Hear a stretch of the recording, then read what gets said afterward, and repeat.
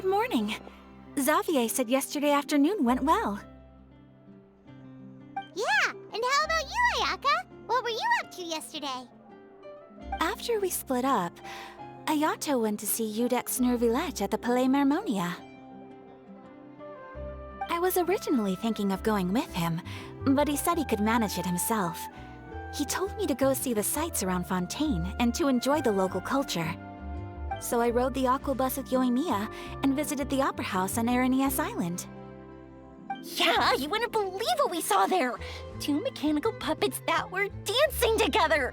You've already seen them, right? Yeah, those two! Amazing, aren't they?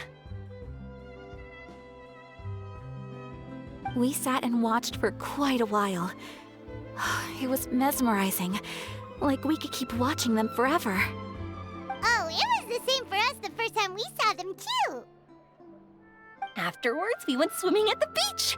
Well, diving, to be exact. It was the first time I ever breathed underwater! I held Ayaka's hand and we counted down together. 3, 2, 1, and then splash! We were beneath the waves.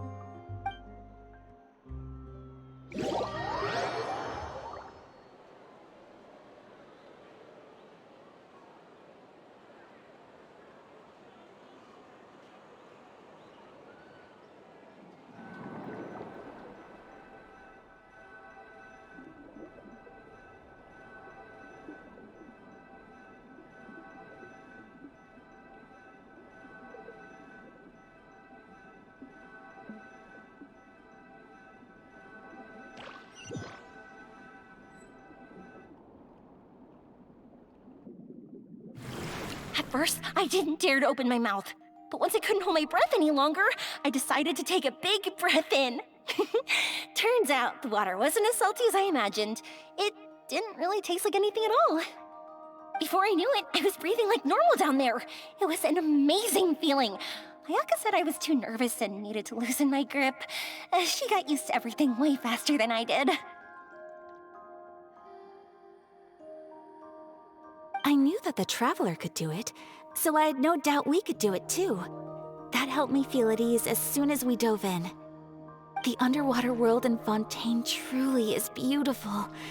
I love seeing the romaritime flowers blossoming underwater, like little candles lighting up the streets at night.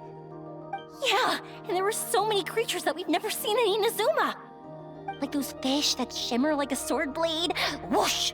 Oh, and those big fish that call when they see people. Ooh. Oh, you mean Hunter's Rays and Blubber Beasts! I just love the name Blubber Beast. Just wait till Pops and the others hear about this. They probably won't believe a word I say.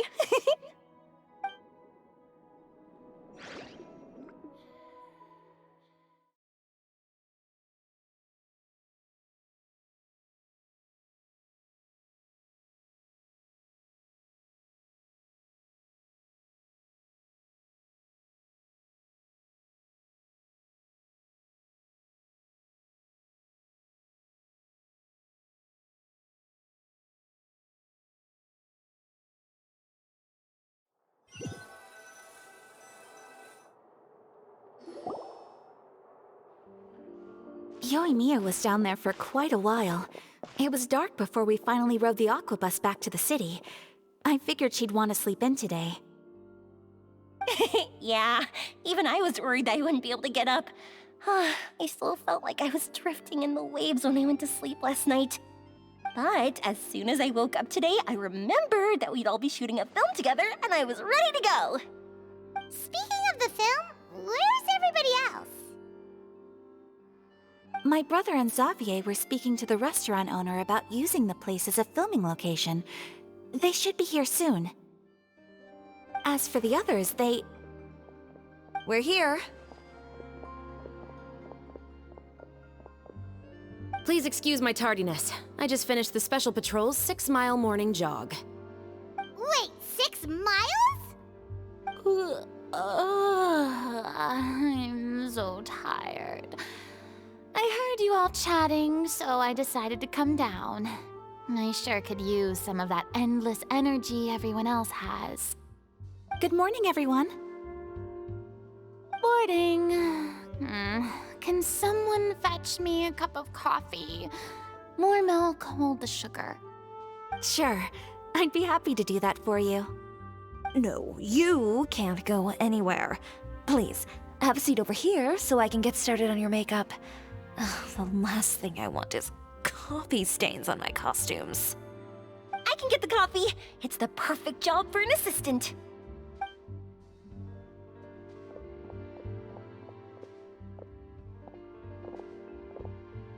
So much energy. Seriously, what's her secret? Oh, Yoimiya's always like that. But you sure look exhausted, Farina. It's because you're not used to waking up so early, huh? Of course not. I spent the whole night reading the novel from cover to cover, marking sections that either need to be omitted or adapted. Wow, Paimon didn't expect you to be so thorough. Well, I was the biggest star in all of Fontaine after all. It takes more than just a pretty face to earn a reputation like that. I know how to get serious when the situation calls for it. I went all out when I was acting as an Archon, so why wouldn't I do the same for my own life? Here's your coffee, Director Farina.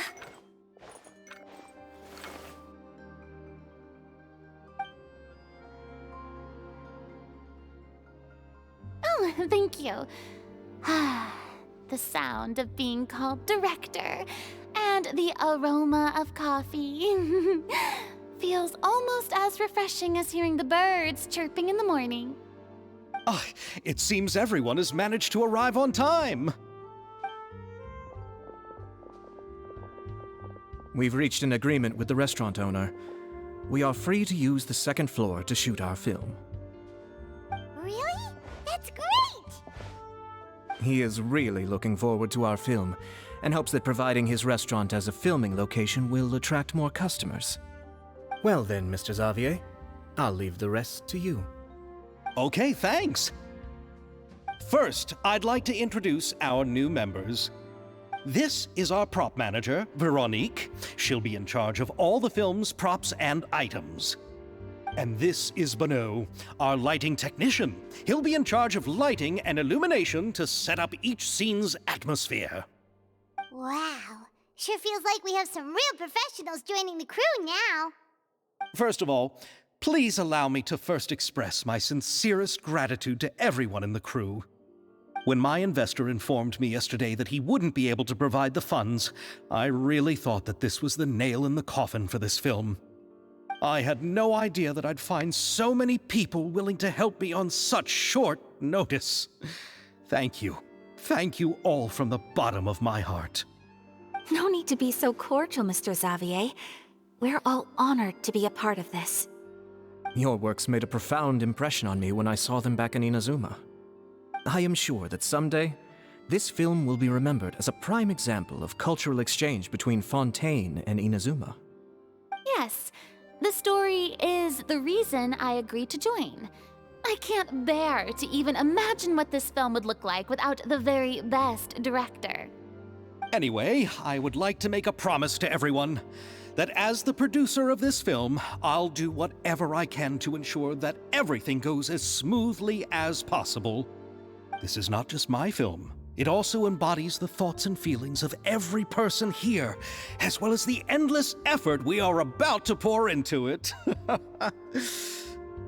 So, without further ado, the Two Musketeers will officially begin filming now! You may take it from here, Director Farina. All right, listen up, everyone.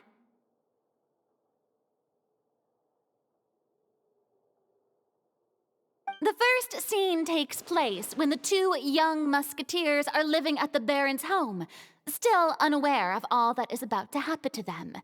We'll need props and lighting to set the scene. Our lead actors can go get their makeup done, and extras, please take this time to go over your positions. Whoa, seems Farina's really kicking things into gear as the director. Is everyone clear? I don't want anyone traipsing around the set like umbrella finches. All right, cameras will start rolling as soon as the set is ready. Let's make a film that'll make some serious waves in Fontaine. Not the kind of waves that drown people. I mean, the good kind of waves. Seems like she's still a bit traumatized by that. Anyway, let's go see if there's anything we can do to help.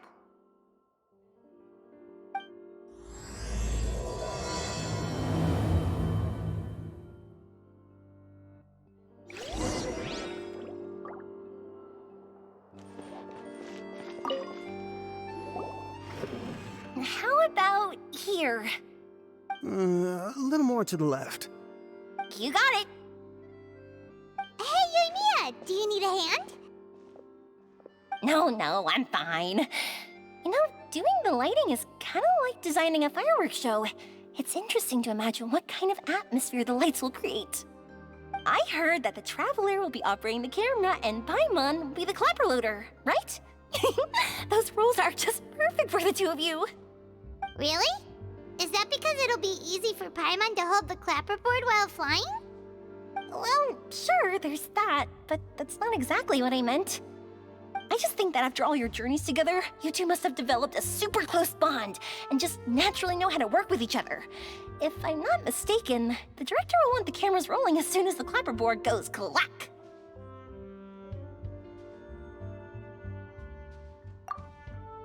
Oh, I see. It's amazing to see the magic behind filmmaking. Yoimiya, we need lights over there, too. Oh, on it! I've got to get back to work. Chat with you later. Oh, it's exciting to see so many people working together to bring the film to life.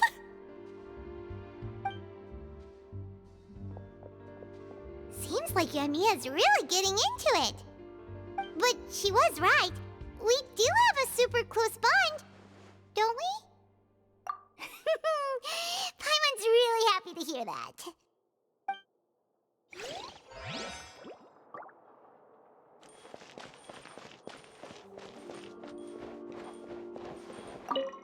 I don't need any help here. Why don't you try asking someone else?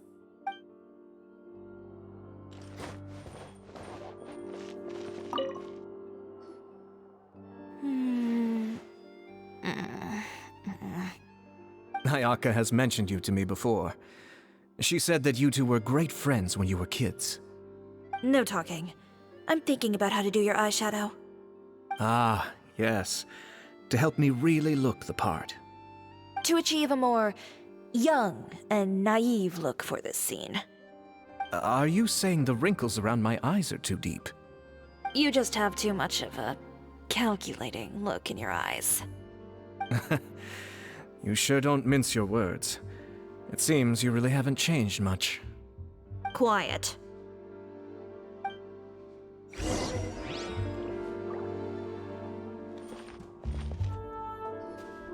So, this is a real musket?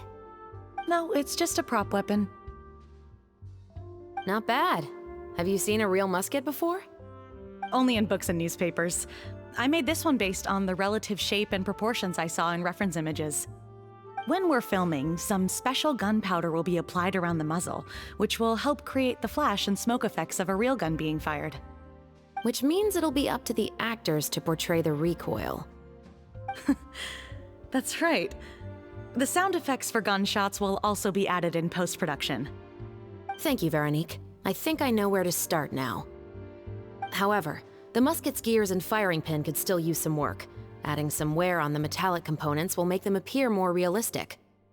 Also, be sure to rub the muskets with some oil each time before we start shooting. That'll give the impression that the firearms have been well maintained.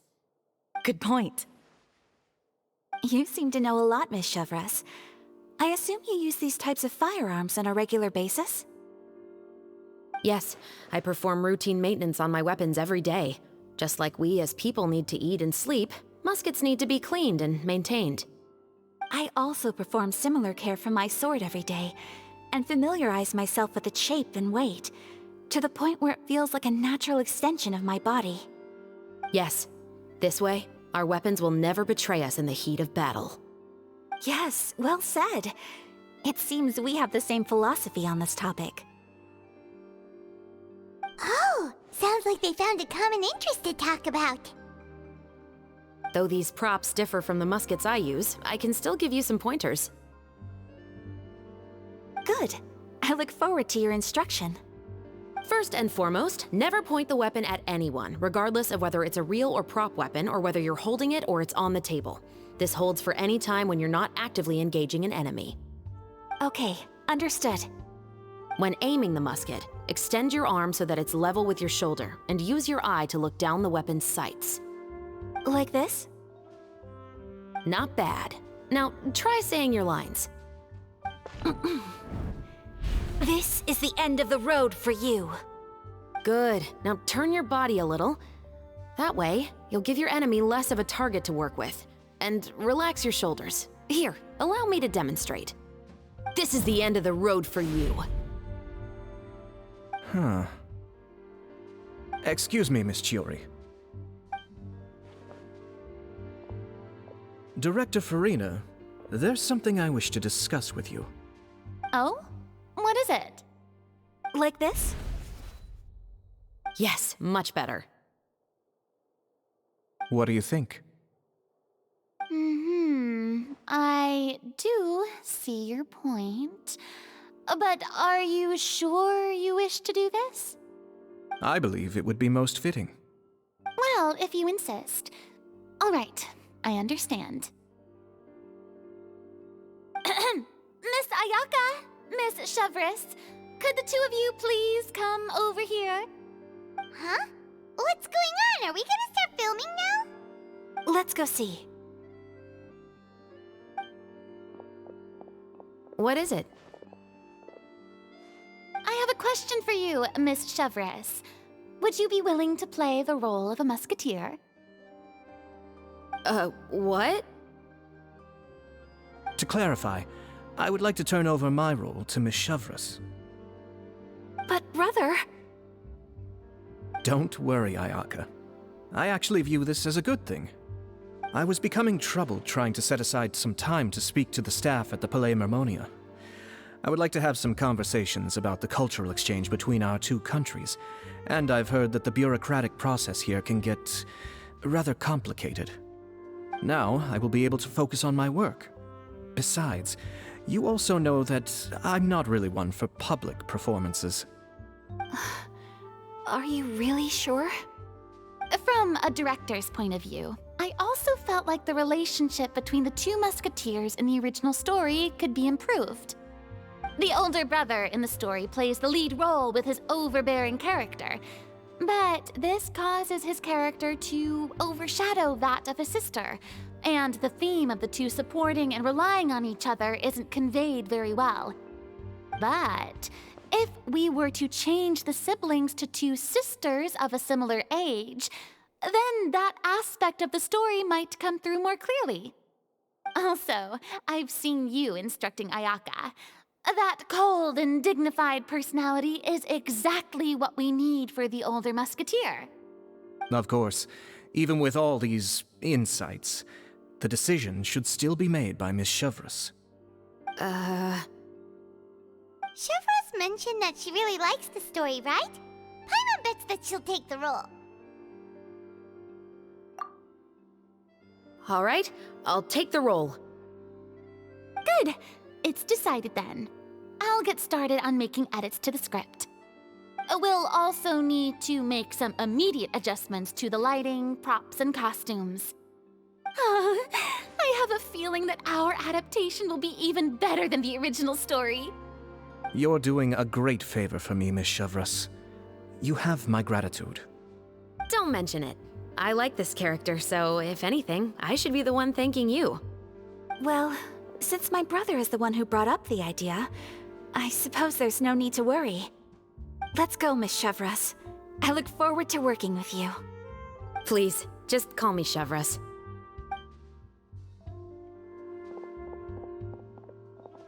Seems like you're really going out of your way to solve the problem I was having with your makeup.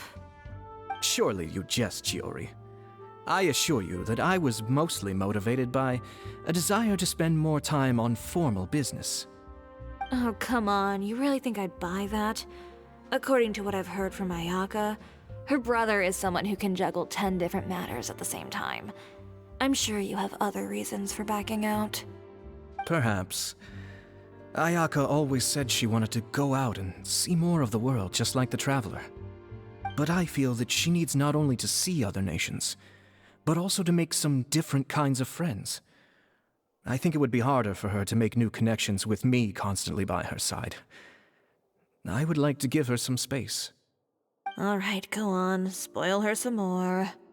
Ayato, it's too bad you're stepping down from the role. Paimon really wanted to see you act as a musketeer. No need to poke fun at me. I'd wager that you also felt that I wasn't the best candidate for the role. It's a little hard for Paimon to imagine you saying those lines. Yes, I've made an appointment to meet some people from the Palais Mermonia. Now, I will have some more time to prepare. Traveler, get the camera ready. Paimon, get the clapperboard. Actors, to your positions. We're about to start shooting the first scene. Go on now. And please take good care of Ayaka. Yep, don't worry. Thank you. I look forward to seeing the film when it's finished. All right, now that we're all here, let me help set the scene for everyone.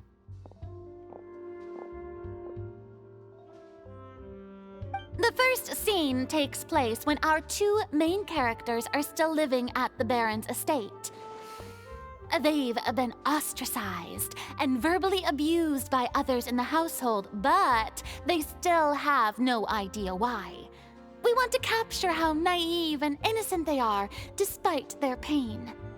Chevris will be playing the role of the older sister, Tulip, and Ayaka will be the younger sister, Iris. Be sure to get close-ups of the main characters at the right moment. Silence on the set! Lights! Camera! Action! Let's go! Tulip, Mother's been out for quite a while now. Perhaps she went to pick some flowers on the way home. You know how she loves flowers. Iris, Tulip, I'm home. Mother! You were out for so long, we were beginning to worry about you. I'm sorry, but I'm back now, safe and sound. Here, I brought your favorite treat, apple turnovers. Mother, what are those bruises on your hand? Huh? What bruises? Oh, I must have bumped into something while I was working yesterday. But I didn't notice them this morning. Then perhaps they're from when I accidentally tripped when I was out just now. By the way, did you have fun playing at home? What's the matter, Iris? Well, we've realized that no one really wants to play with us. They even took Iris's doll and spat at us. And they even called us names. They said we were... Shh. It's all right. Don't worry. Girls, it doesn't matter what anyone says. Don't listen to them. No one can define you with such words. You both have wonderful lives ahead of you. Just like your names. You will both blossom like beautiful flowers. Maybe your time to blossom hasn't quite come yet, but one day, you two will bloom more beautifully than anything else. Don't let the soil you're in now ruin your future beauty. Understand? My dear daughters. And cut! Not bad. The actors' emotions were all on point. Let's keep that take. Also, if our clapper loader could avoid shouting at the start of the scene next time. Oh, got it. Great. I was a little worried that my nerves would get the better of me. What about you, Chevros? I felt fine. The lines weren't too difficult at all. Seems like Farina must have adapted the role nicely. You two were great. I couldn't tell it was your first time acting in a film. You should have more confidence. Thank you for your encouragement. Positions, everyone! We'll move on to the next scene after we try a few more camera angles.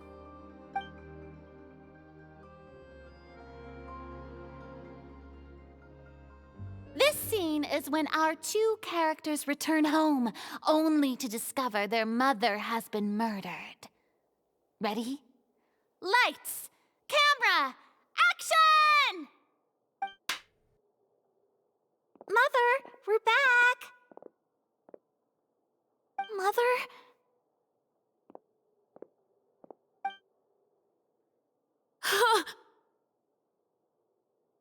What's wrong, Tulip? Iris, stay away! Huh? Why? What's... Mother! Mother... She's...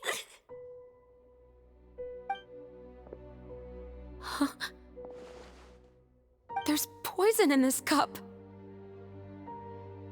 Huh? I could have sworn I've seen this kind of cup before. Those aristocrats. They didn't even try to cover up their actions.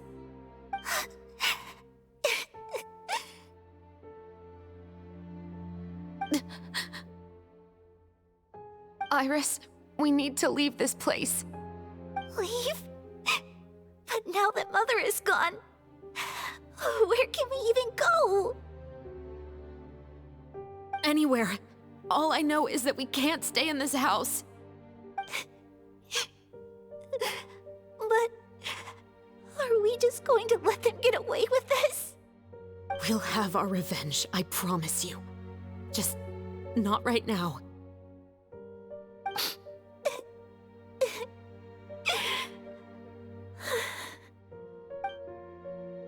Come on, let's go.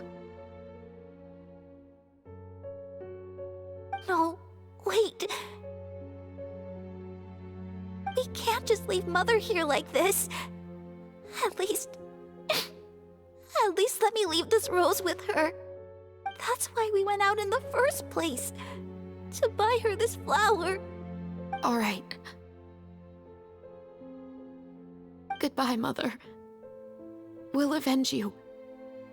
Someday. And cut!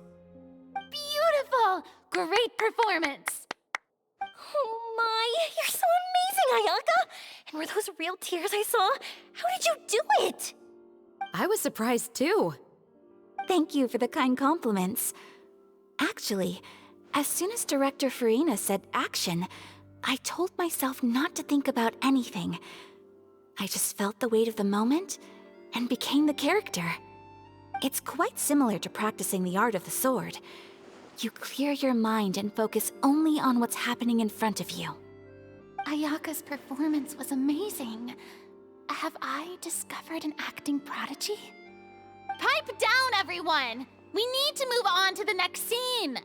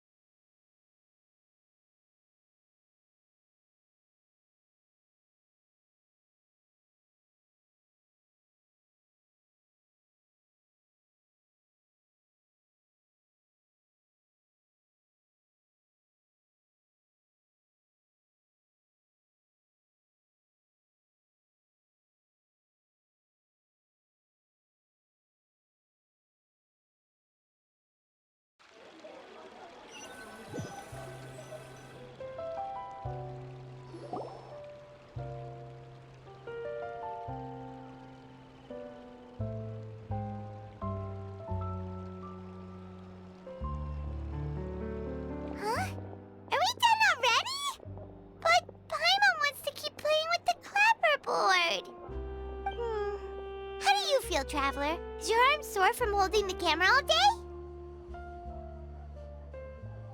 Good work, you two. You too, Chevres. You were quite the actress today. I've read this novel many times before. I have a good grasp of my character's mindset.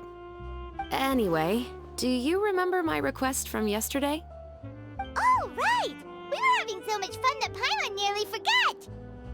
You have a case where the murders seem really similar to the cases in the novel, right? So, how are they similar exactly? In the story, the main characters grow up to become two musketeers, always using their guns to carry out their revenge. And on each of the victims, they place a rainbow rose as a signal that they've returned.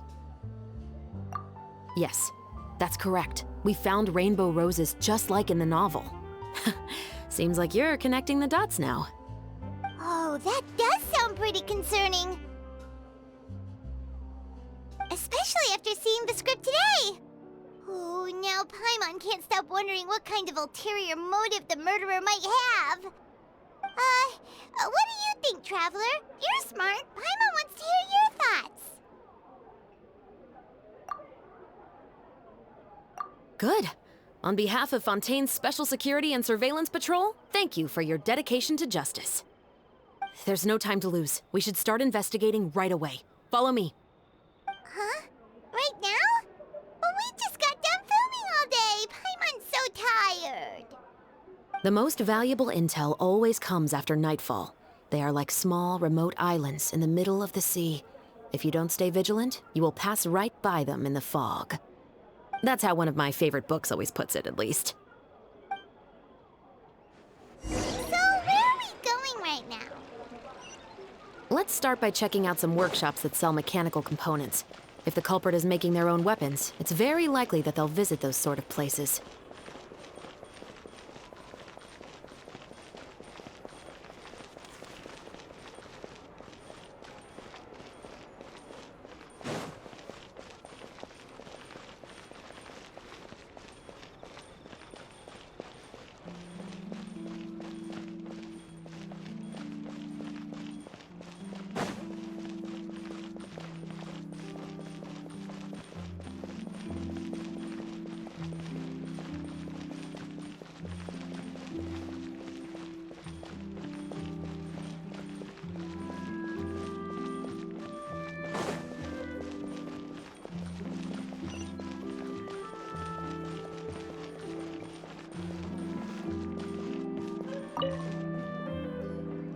Welcome to LeChaux's Clockwork Workshop. How can I help you? Hello. I'd like to know if anyone has purchased some special components lately. Special components? Sorry, could you be more specific? I mean the kind of components that aren't typically used for clockwork toys, but for firearms. Huh? For firearms? No, we don't sell those sort of things here. Don't misunderstand. I'm not here to cause any trouble. We are merely investigating a case, and we're hoping that you could cooperate. Well, to be completely honest, I'm not even sure what kind of components that would entail. Has anyone ever purchased components here as an individual rather than on behalf of an organization? We have a lot of customers who buy toys, but those who buy components are all regular customers who buy in bulk on behalf of their organization. Is that so? I understand. Thank you for your cooperation. You're welcome.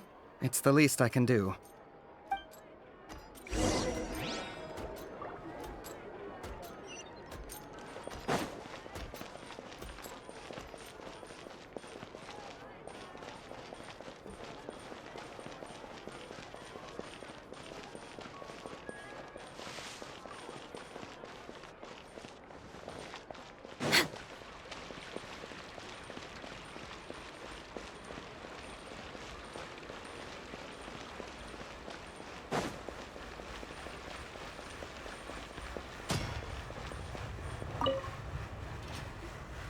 Oh, hey, Chevres. Run out of oil for your musket again? Hello, Estelle. I want to know if anyone has come to your shop recently to order some firearm components. Oh, is this another case? Let me think. I don't think so. Some people have requested that I make some prop guns for the Fontanalia Film Festival, but I refused all of those requests. Oh? Why's that? Because there's no profit! I only make things here that can do some real heavy lifting. I don't have the energy to make some new molds just for the festival. Then has anybody come specifically looking for mechanical components? Well, I usually sell off my scrap to the Fleuve Cendre. I don't typically give them to one specific person. I understand. Thanks for your cooperation. Don't mention it. Always happy to have the Musketeers' patronage. Seems like we haven't found any leads to go off yet. Yeah, unfortunately.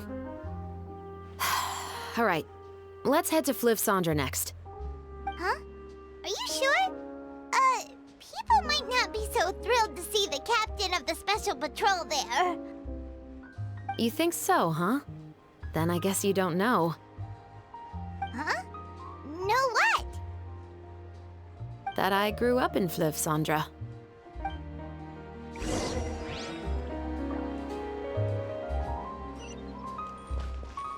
We're way behind schedule.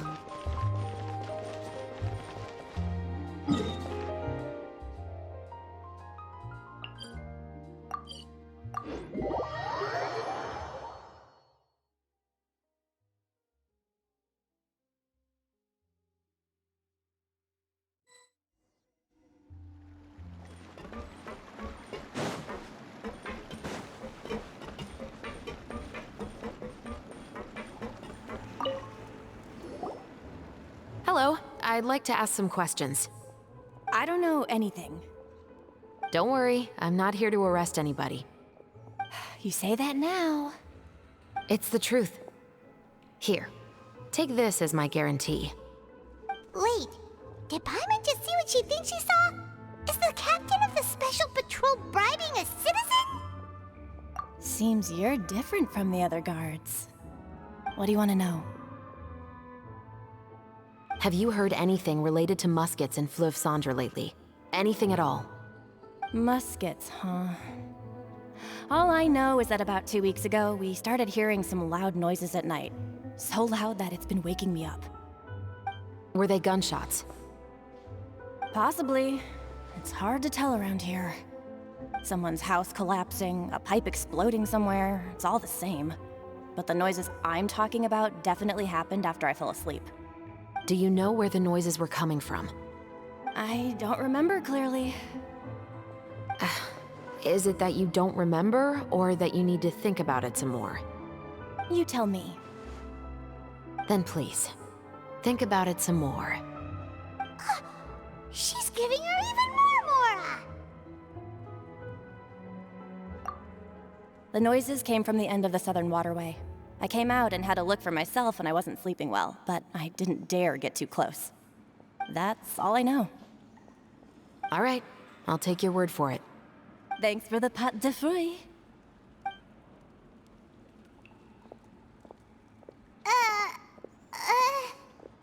No need to be surprised.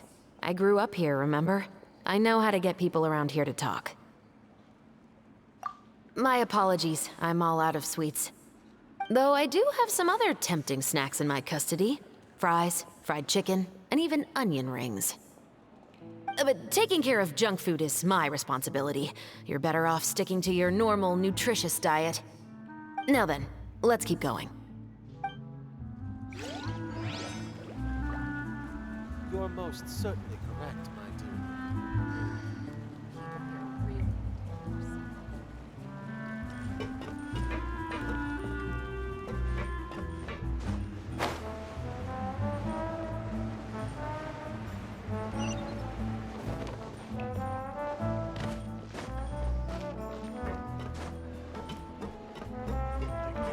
Finally on the right path.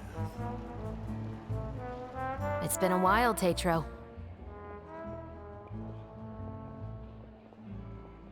Please, just get on with your request. I want to know if you've heard anybody talking about muskets lately.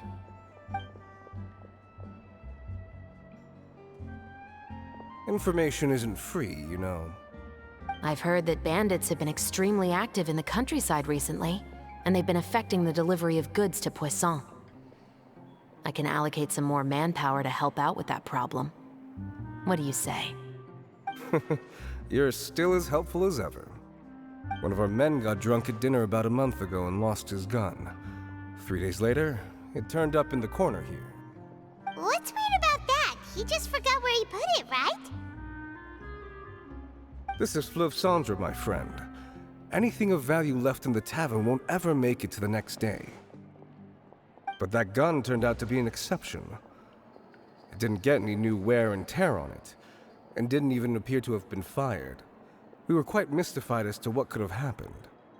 I suspect it came back because the weapon was already known to the guards. You mean, a criminal was afraid the Marechaussee Phantom would use the shot marks to track them down? Maybe. But if that's the case, the culprit really took great care to avoid getting caught. I didn't say anything about a criminal. In Fleuve Cendre, knowing who was killed is as easy as knowing what clothes you're wearing today. It's the guy living in the East Side, isn't it? I've never liked him. Every time he's here, he just orders a drink and sits there with a nasty look in his eyes. So, who was the one who lost the gun in the first place?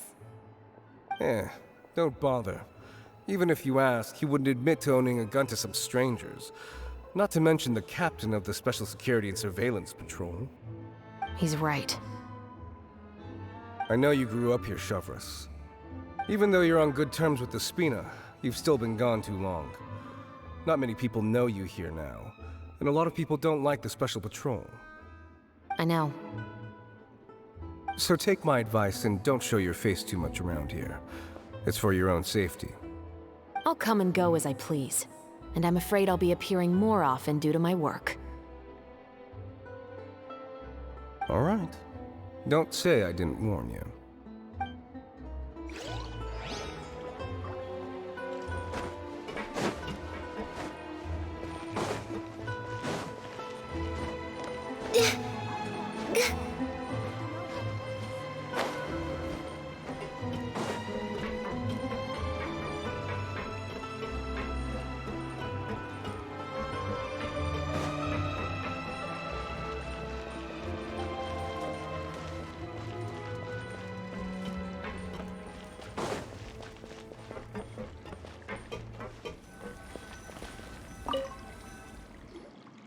What's all this? Some broken planks and barrels, as well as some liquor bottles? Yes, but have a closer look, Paimon. Even though somebody has purposefully tried to clean them up, these are obviously marks from musket bullets. In other words, someone was here trying to improve their shot. They were using the barrels and bottles for target practice. Could it have been the killer? Your guess is as good as mine. Although many people at Fleuve Cendre own guns, few hide the fact from others. And even fewer would go to such lengths to hide markings from practice shots. Anyway, let's go. There might be more to this.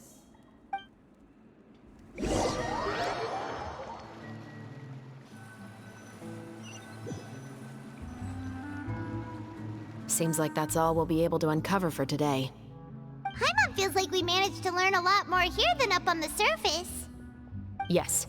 Assuming that everything we found is indeed connected to our suspect, then their timeline was probably something like this. A month ago, our suspect found a gun and took it home to disassemble it. Once he'd figured out its mechanics, he brought it back. In the following weeks, he used some parts to create his own makeshift musket, and took it to the Fleuve Cendre for target practice. Then, a few days ago, he found his target and carried out the murder. Once the deed was done, he left a rainbow rose on the body, just like the scene in the novel. That all makes sense to Paimon, but we're still no closer to figuring out the killer's identity. The deceased was a resident of Fleuve Cendre. It's said that he was a poor, solitary man. Yeah, that's also something I'm trying to figure out. If we are indeed following the novel, and there's a story behind the murder, then this murder should be an act of vengeance. But according to our investigation, the deceased didn't have any enemies. He was no saint, but no one's heard of a rival who hated him enough to shoot him dead, much less care to leave a rose on his body. What message is the killer trying to convey, and to whom exactly? We've thoroughly investigated that possibility. He claims to have spent the whole day at the Opera House on the day of the murder, and the staff there have confirmed his account. Okay, so he has an alibi. Not only that, he lacks a credible motive as well. He has a family of his own, and both of his parents are still alive. I've looked into his records. He was adopted at the age of 6, and all the proper procedures were followed. There are also records of him at an orphanage before then. In the story, the mother of the 2 musketeers was murdered after the children turned 10. Of course, he could have changed the children's ages, but I don't want to assume anything without evidence. More importantly, I've also had a chat with him in person. He didn't seem like the kind of person who would pull the trigger to kill a man. Then, what should we do now? We have all this new information, but it doesn't help us move forward. Investigations take time. I didn't expect us to catch the culprit in just a single day. How about this? Let's spend the next few days filming with the crew. We can continue the investigation once we're done with the film. I'm sure that given time, new leads will present themselves. Wait, but weren't you saying Intel is like small, remote islands in the middle of the sea just a moment ago? Wouldn't you just miss them if you were to stop looking? Ah, but the book had more than one reference to the islands, Paimon. Oh? What else did it say then? As long as you spend enough time sailing through the fog, you'll eventually come across an island.